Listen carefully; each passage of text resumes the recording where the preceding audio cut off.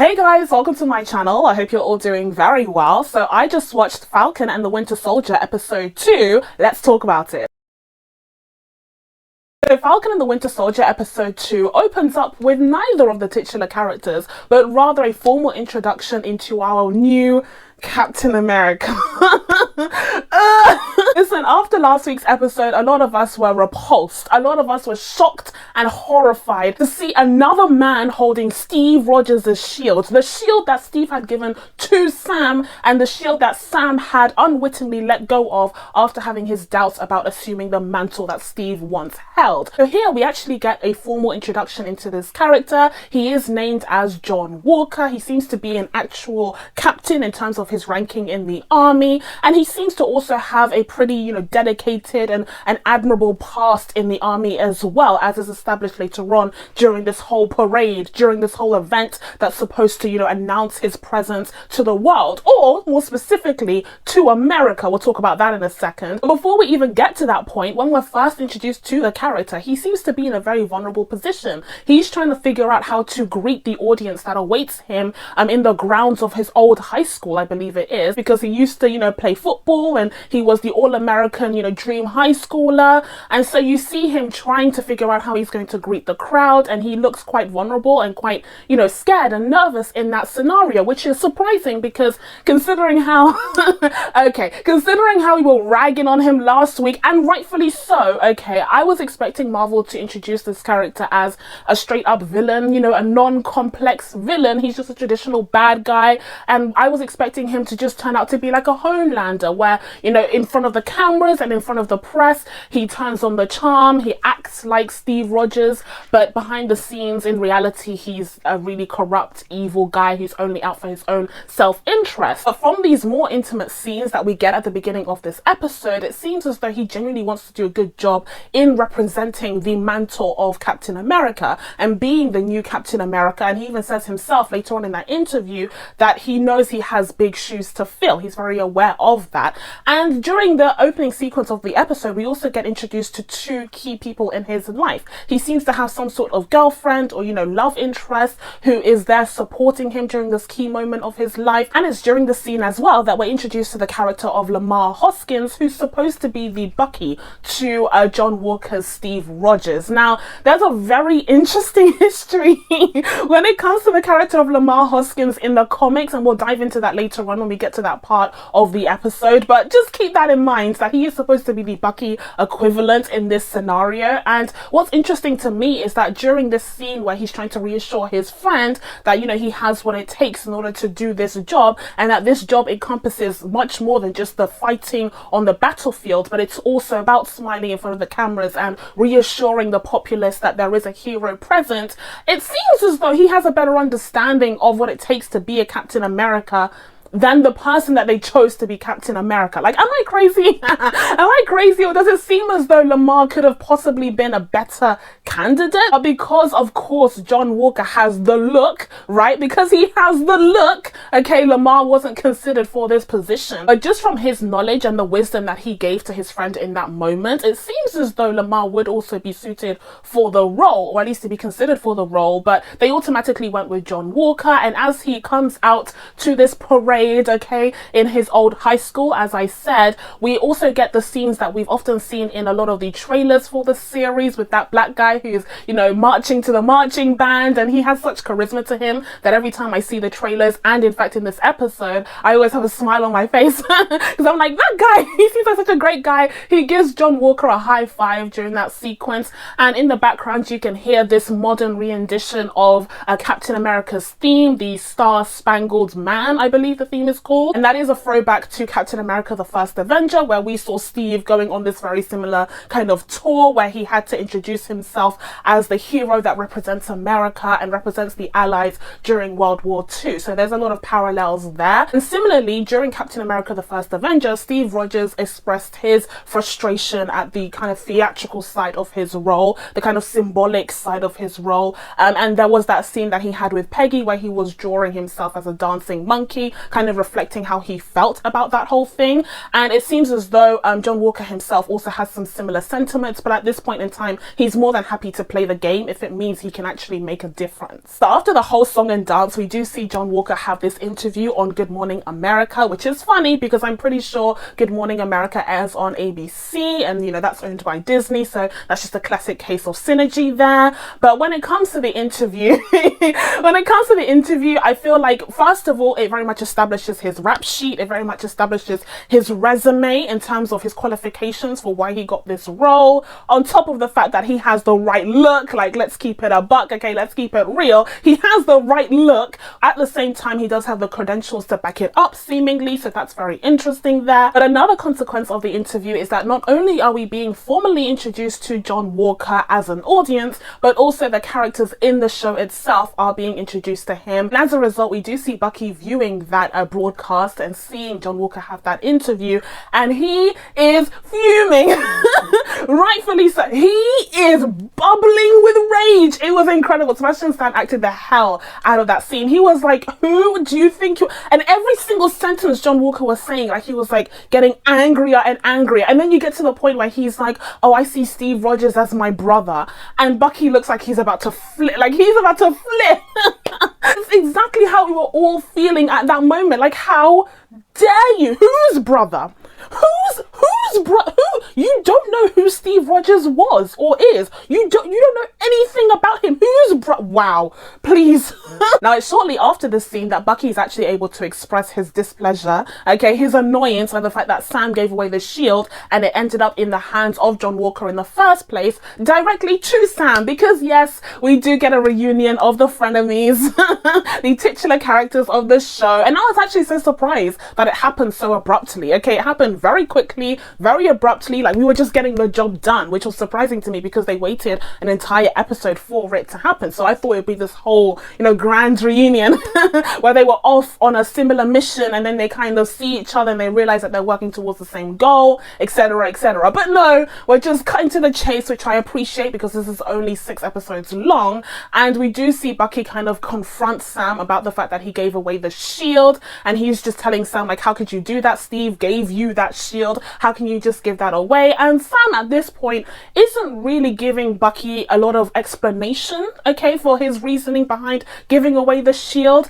And I feel like that's intentional. I feel like as the series goes on and more information becomes unraveled, we're starting to get a better understanding of why it is that Sam decided to give the shield away in the first place. And a lot of that perhaps has something to do with the socio-political issues that are explored very interestingly in this series, which we will dive into. Don't even worry about it. But during that scene, we do see that kind of cute exchange that Bucky and Sam have in terms of that little banter that basically got them the show to begin with. And they do have that exchange about, you know, the big three and what constitutes as the big three. And this is the banter that we came here for at the end of the day, and it's pretty cute. It's not their best banter in my opinion, but I do feel like it's cute. Like, we're building to it, hopefully. So I was happy to see that take place as well. And once again, when it comes to this episode, we do see more scenes that actually were revealed to us during the trailers. We see Sam and Bucky head towards the plane where they're going to follow some leads on the flag smashers, which we'll be talking about later on in this review. But we do see that exchange on the plane where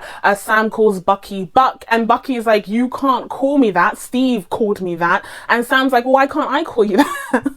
And Bucky's like, because you don't have a plan and because he knew me for longer. And then Sam ends up, you know, jumping off the plane. They're in Munich in Germany, and Bucky's just like, okay, great. So he has no plan. He's given me no forewarning. Like, what a mess. Then Bucky soon follows after him, and initially he does ask if there are any parachutes around, but it turns out that they're way too low for him to use a parachute. So he just jumps.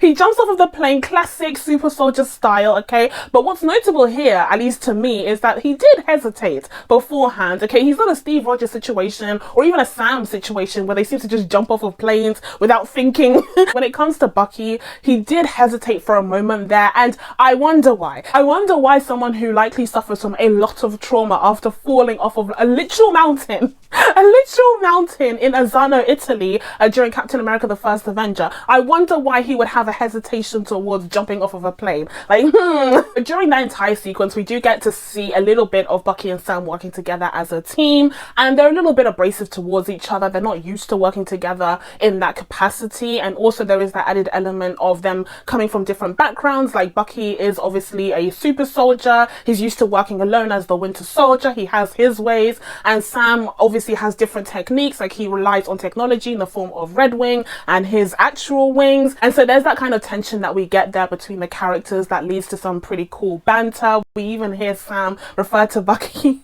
as the White Panther. That was the funniest thing in the world.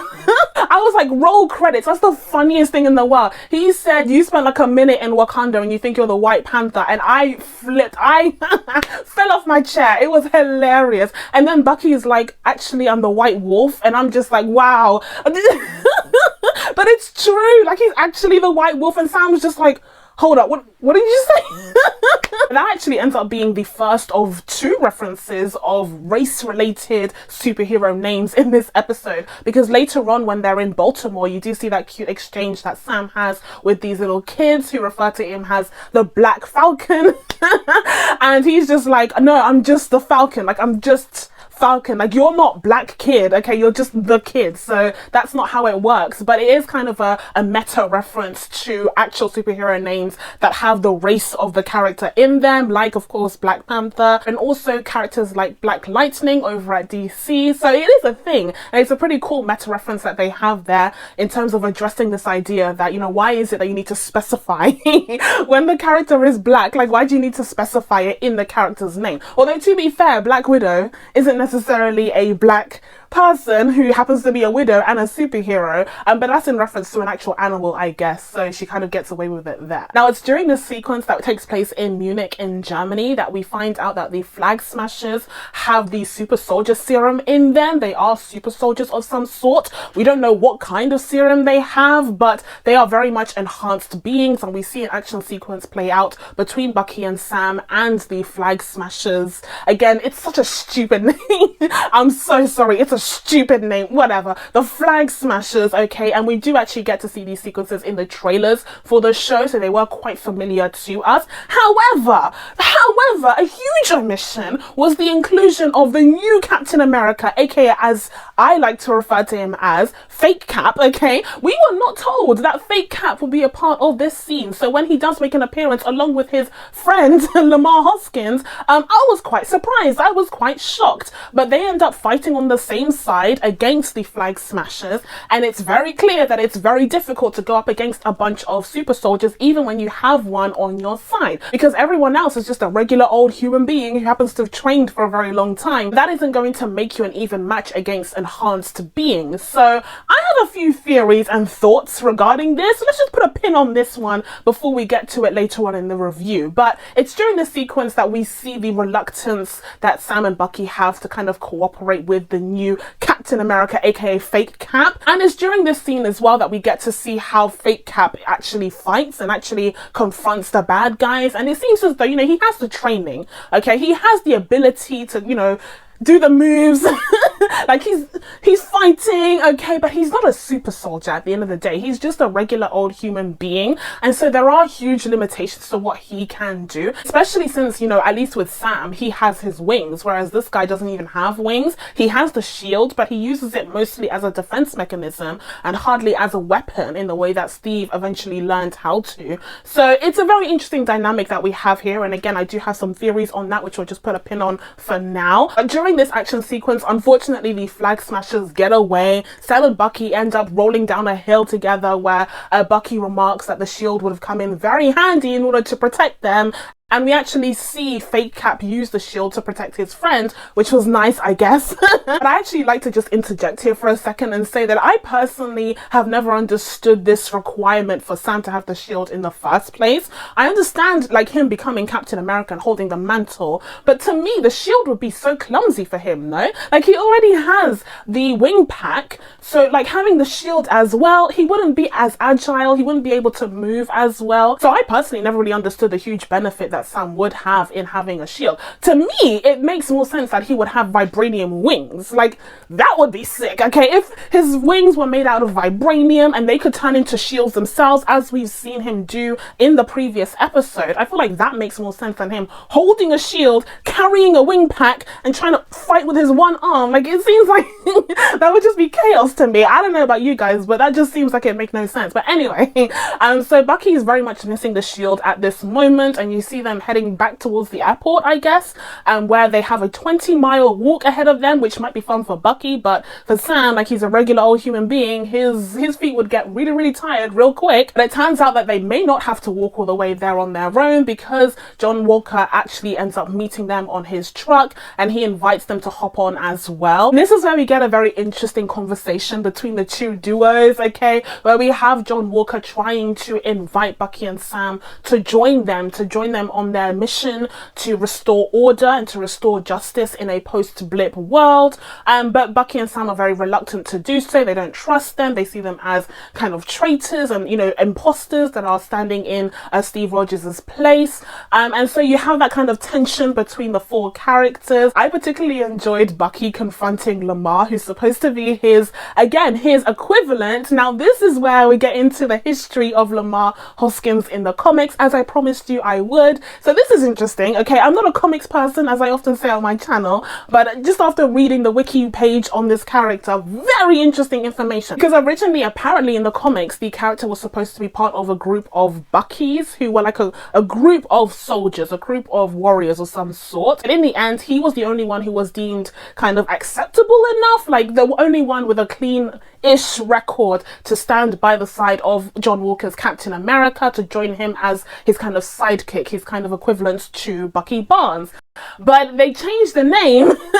They changed the name from Bucky to Battlestar because Bucky has negative, you know, unfortunate racial connotations against African American people. So that's where I was like, and this is just the beginning. Like, we haven't even gotten to what happens next in the episode, okay? But already I'm like, interesting. Interesting, because it's very clear to me that what the government has done is gotten this like blonde-haired, blue-eyed, Aryan Captain America to be the new Captain America. Thank God Sam gave it up willingly. Ooh, thank God Sam gave it up. They've also given him the black best friend as a sidekick. Like, it's perfect. It's absolutely perfect. But Bucky's having none of this. As soon as Lamar tells him that his code name is Battlestar, Bucky hops right off. Like, right. He just said, stop the car, and jumped right off. Like, we're not having it today. That enough is enough. So after Bucky hops off of the truck, Sam follows after him, and they end up back on a plane headed towards America. And during this plane ride, they have this very stilted conversation where Bucky's like, let's just take the shield back. Like, let's just take the shield back. He is genuinely angry. He is genuinely annoyed. I mean, he very much did not like the impression that he got from John Walker, even though John Walker said that he has jumped on a grenade before. That, of course, being a reference to Captain America the First Avenger, where Steve was, you know, still small Steve, and he jumped on a grenade even though it was to his own deficit in order to save everyone else. Like, that just showed his true heart. It showed how he was Captain America long before he even received the super soldier serum. But it turns out that John Walker has done a similar thing, but that doesn't sit right with Bucky, because apparently he has this reinforced helmet. Like, that's not the same thing. Steve could have actually died, okay? He wasn't protected by anything. So Bucky's just pondering over this, and he's like, you know what, let's just steal it. Let's just take it. Then Sam reminds him that the last time they tried to take government property, they ended up on the run for 2 years, and Sharon was just completely AWOL, which is interesting. She was made an enemy of the state, which is why when they land in Baltimore, I fully expected them to be headed towards Sharon's house. But it turns out that the person that Bucky wanted to introduce Sam to is not Sharon at all, in the slightest. When they head towards this house, it looks pretty run down. It doesn't look like, it looks like it's seen better days, basically. And, you know, they knock on the door, and you have this young African-American man who answers the door quite reluctantly. After some negotiation in the background with the young man relaying the message that Bucky gave him, they're able to get into the house, where they're introduced to this older black American man who seems as though he's quite, you know, angered, quite gruff by Bucky's presence. And it turns out that they had this confrontation during the Korean War, where Bucky was the Winter Soldier at that point. It was 1951, and it seems as though during that confrontation, my guy was able to take down the Winter Soldier. My guy was able to actually pose a threat to the world's worst, most deadliest assassin in 1951. Interesting. And he even says that he was able to tear off Bucky's arm, and he just wanted to see if Bucky had managed to get his arm back, and it turns out he's managed to grow it back, although of course he doesn't realize the stakes, okay, the suffering that Bucky has had to go through to get that vibranium arm. Like, we're all suffering on this show. I have to say that of all the scenes that we've gotten so far in this series, and to be fair, we're only on episode 2, this had to be one of the most profound scenes. Like, truly, it was just heartbreaking, because here we have the story of Isiah Bradley being told in the MCU for the very first time, and his introduction takes place in this scene where we get a chance to hear this incredible story. Okay, truly just incredible story that is actually very much derived from the comics, because in the comics he is essentially the Black Captain America, and he actually first appeared in the comics in 2003, I believe it was, and his story is so fascinating because it's also rooted in a lot of Black American history, which we'll talk about in a second. But the story that we get here is that essentially he was part of a group of Black American soldiers that were tested on by, I believe, the US government in order to develop a new super soldier serum after the death of Dr. Erskine, who had developed Steve Rogers' version of the serum, the kind of purest version of the serum. And unfortunately, a lot of people weren't able to survive those procedures and those experimentations. He was one of the very few who managed to, therefore ending up being a super soldier. And he was sent out on missions, especially in Europe after the Second World War. And he was very successful in those missions. Clearly, he posed a threat to the Winter Soldier. The guy was a big deal. Okay? The guy was a very big deal. But in the comics, at least, it's not really clarified in the show, but he did end up stealing the Captain America uniform and using the Captain America uniform in order to be presented as a Captain America figure, and that didn't sit right with the government. Okay, he ended up being arrested and I believe court-martialed, and he ended up going to prison in the comics for 17 years, I believe it was. In the show, he ended up being in prison for 30 years.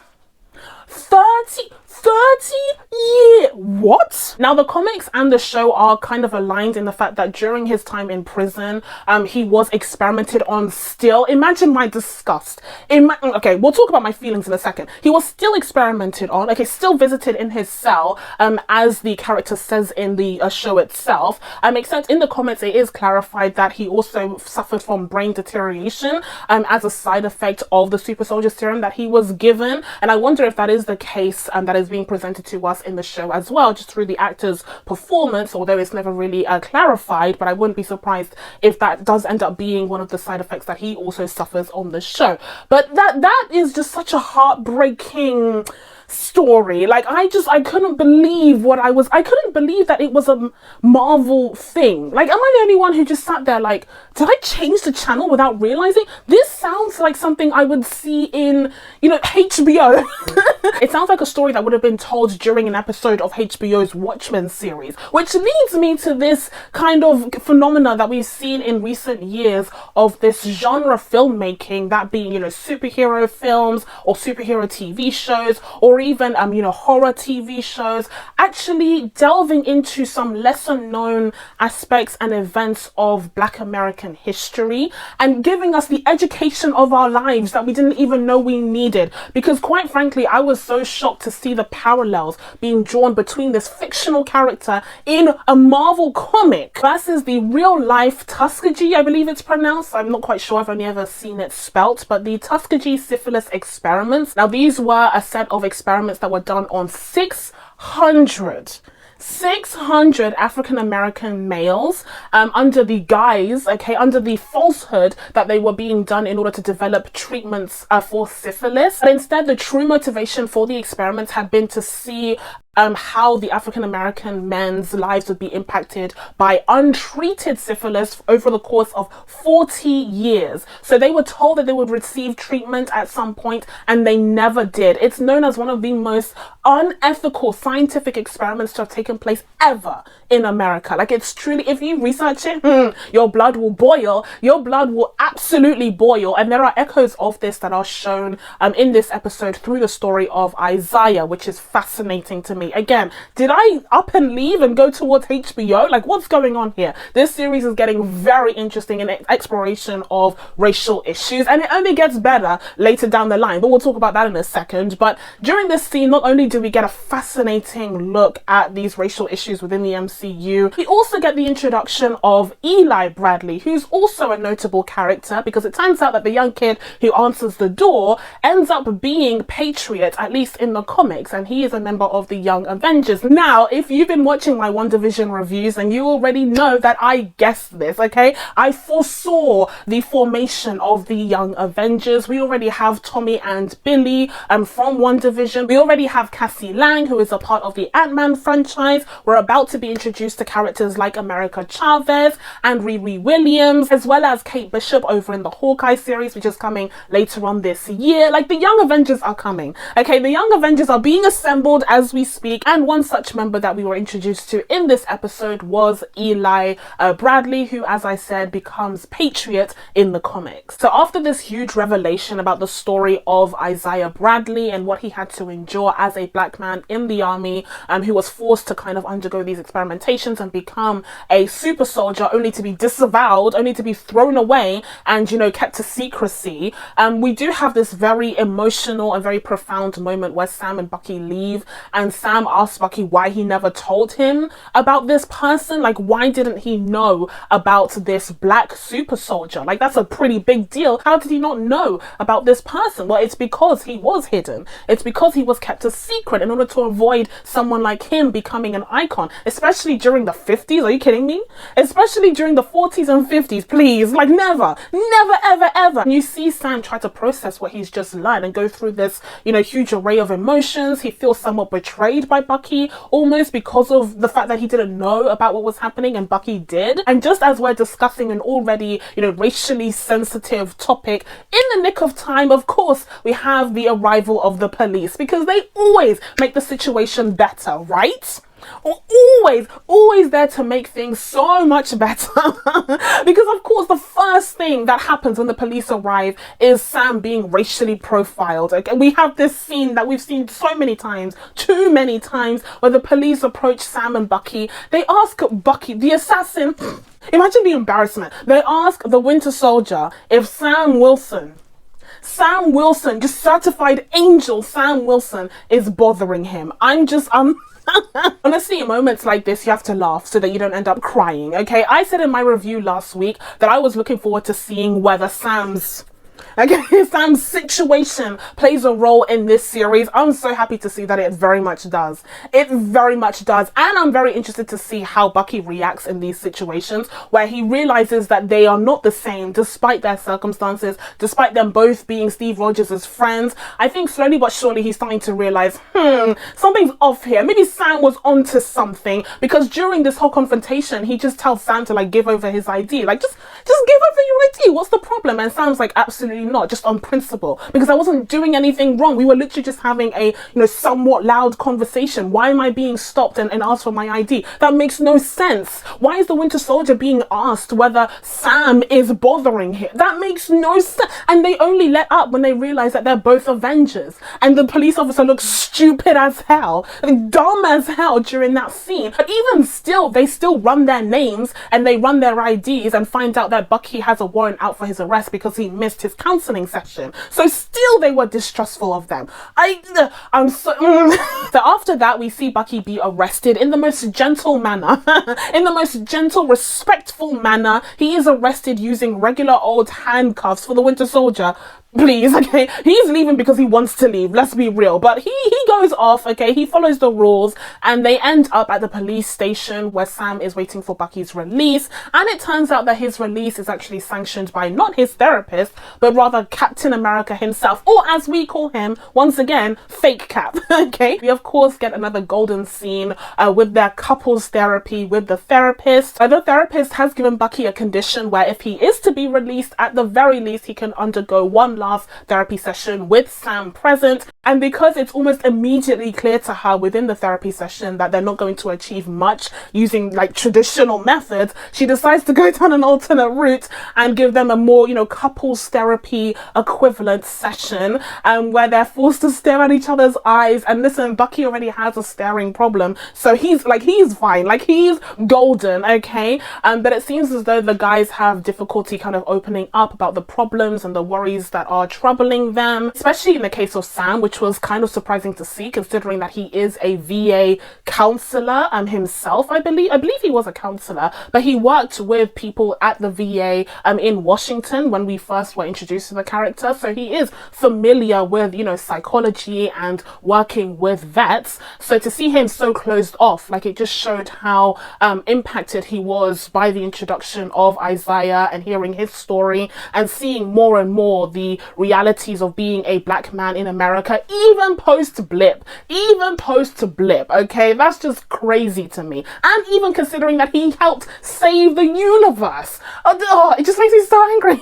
It's during this sequence that Bucky and Sam basically decide that as soon as they figured out what's happening with the flag smashes and as soon as they're able to complete this mission, they're just going to head off in their separate ways and never see each other again. I suspect that won't be the case, okay? I suspect that they will end up being besties, okay, by the end of this series. Perhaps this is just wishful thinking, because they seem as though they have a lot of beef, right, in this episode. Perhaps it's just wishful thinking, but I think by the end of the series, we're all going to see the light. We're all going to come together in a kumbaya moment, okay, and everything is going to work out just fine. But until then, the guys have beef, okay? The guys are still abrasive towards each other, so they're just going to get this job done and then move on. At least that's their plan up until this point. So when they finally head out of the police station, we do once again get an interaction between Fake Cap, okay, and Battlestar,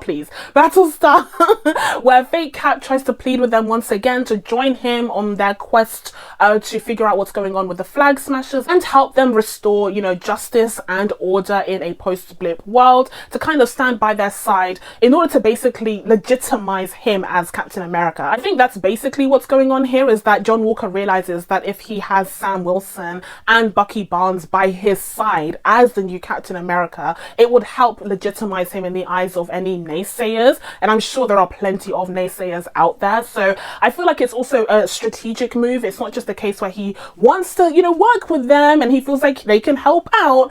But Sam points out that they are free agents. They're not, property of the government in the way that he is. So they would be more flexible in what they're able to do in order to get the mission done. But John Walker very much turns in this moment, okay? He switches a little bit and he tells them to basically, do what you want, okay? Do what you want on your own. I've offered up my hand to you guys many times and you've rejected me. Fine, just don't get in my way.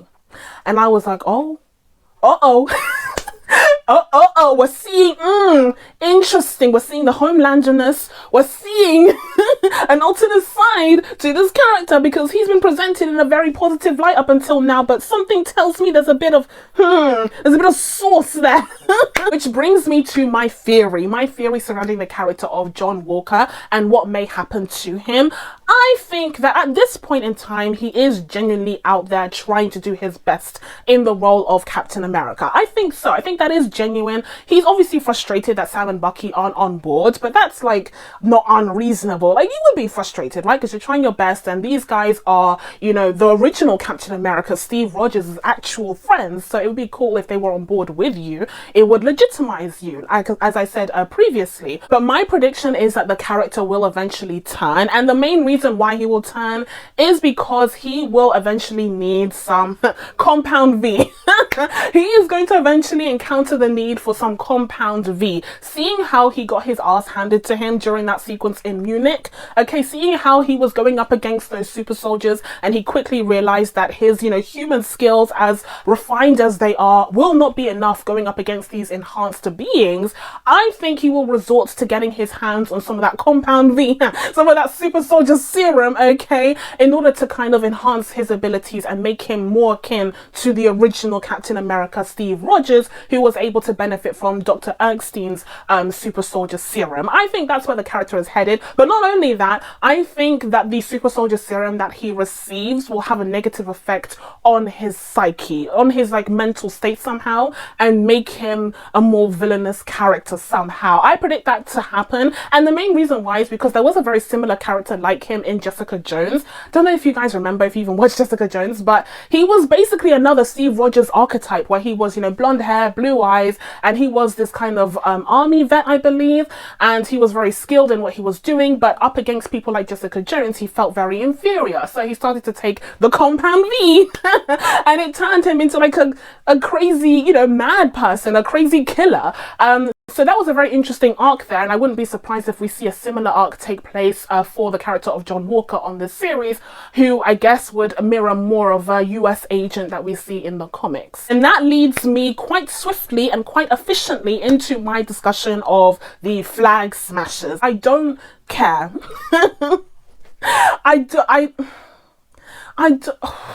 I don't care. No disrespect to, what's her name? Carly, the racially ambiguous British girl. Yeah, no disrespect to her. Okay, she has great hair, very interesting color. But I don't care. I don't care about her cause. I don't care about her motivations. I don't care about the individual characters, even though the show does attempt to make me care. I just don't, you know, I didn't care when one of their team members died, like boo-hoo. I don't know you guys. However, in this episode, it is established that these guys have their hands on some vaccines, which by the way made me flinch. When they said that they had a truck full of vaccines, I was like, is it the COVID vaccine?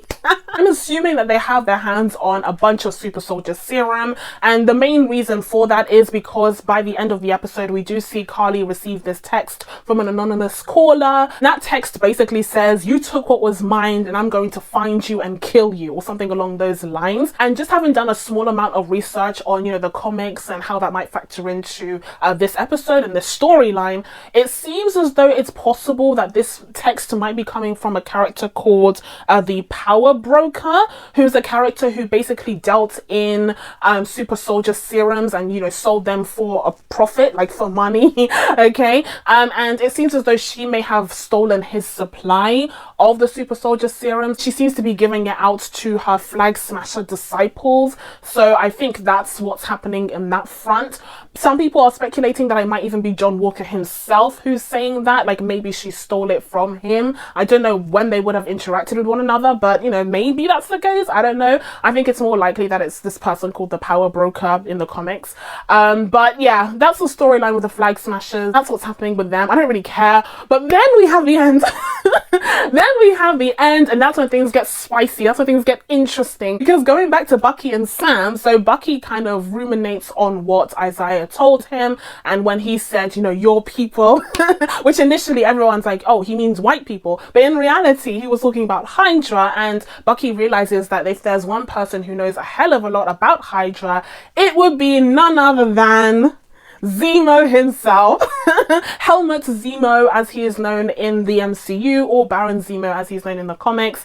And we do get that little sneak peek, that little look at Daniel Bruhl in the role, and he's still stuck in a jail cell of some sort in Berlin. So it looks as though we're going to be getting more of him in the next episode. I was super excited to see the presence of this character at the end of this episode. It very much ended it on an exciting cliffhanger that we can very much look forward to seeing the resolution of for next week. So that's it from me. Now that I told you guys my thoughts on The Falcon and the Winter Soldier episode 2, such a long title. It's such a long title. It's time for you guys to let me know what you thought of the episode down in the comments below. Please be sure to subscribe to catch new videos coming up. Thank you guys so much for watching. I really appreciate it, and I will see you in the next one. Bye.